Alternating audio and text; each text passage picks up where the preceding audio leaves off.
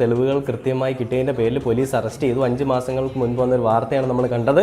അതിനുശേഷം എക്സൈസ് അല്ലെങ്കിൽ ഫോറസ്റ്റ് സമർപ്പിച്ച കുറ്റപത്രത്തിൽ എന്താണ് ഈ പറയുന്ന MLA മകനെ പറ്റി പറയുന്നതെന്നും കോടതി എന്ത് വിധിയാണ് അതിന് വിധിച്ചതെന്നുള്ളതും നമുക്കൊന്ന് കണ്ടു നോക്കാം. കഞ്ചാവ് കേസിൽ പ്രതിഭയുടെ മകൻ ഉൾപ്പെടെ 7 പേരെ ഒഴിവാക്കി കുറ്റപത്രം സമർപ്പിച്ചു. കേസിൽ 2 പ്രതികൾ മാത്രമാണുള്ളത്. തെളിവുകളുടെ അഭാവത്തിൽ 7 പേരെ ഒഴിവാക്കി എക്സൈസ് നേരത്തെ ഇടക്കാല റിപ്പോർട്ട് നൽകിയിരുന്നു. കണ്ടില്ലേ, ആ കൂടെ ഉണ്ടായിരുന്നവന്മാരെ നൈസായിട്ടങ്ങ് മൂഞ്ചിച്ചു. MLA മകൻ ഇപ്പൊ വലിയ ദിവ്യനായി. ഇനി അവനെ വലിയ മറ്റേ വാനോളം പുകഴ്ത്തുക, അല്ലെങ്കിൽ എൻ്റെ മകനൊന്നും ചെയ്തിട്ടില്ല എന്നൊക്കെ പറഞ്ഞുകൊണ്ട് ഇനി ഒരു പ്രഹസനം നടത്തുക, അവനെ ഒരു ബ്രാൻഡ് അംബാസിഡർ ആക്കുക, അങ്ങനെയൊക്കെയുള്ള കാര്യങ്ങളായിരിക്കും. ഇവിടെ എനിക്കൊരു ചോദ്യം ചോദിക്കാനുള്ളത്, വേടൻ കഞ്ചാവലിക്കാരനല്ലേ? അങ്ങനെയുള്ള വേടൻ എന്തിനാ ഇത്രയും പിന്തുണ എന്ന് ചോദിച്ച ചില ഈ പറയുന്ന RSSന്റെ അടിമകളൊക്കെ ഉണ്ട്, ചാണകമിത്രങ്ങളെ. നിങ്ങൾക്ക് എന്താണ് ഇതിനെപ്പറ്റി പറയാനുള്ളത്? നിങ്ങൾ സ്വയമേ കണ്ണടച്ചുകൊണ്ട് ബാക്കിയുള്ളിടത്തെല്ലാം ഇരുട്ടാണെന്ന് പറഞ്ഞു കഴിഞ്ഞാൽ അതെങ്ങനെ ശരിയാവും? ബാക്കിയുള്ളവരുടെ കണ്ണിലൊക്കെ വെളിച്ചമല്ലേ? അപ്പോൾ നിങ്ങൾ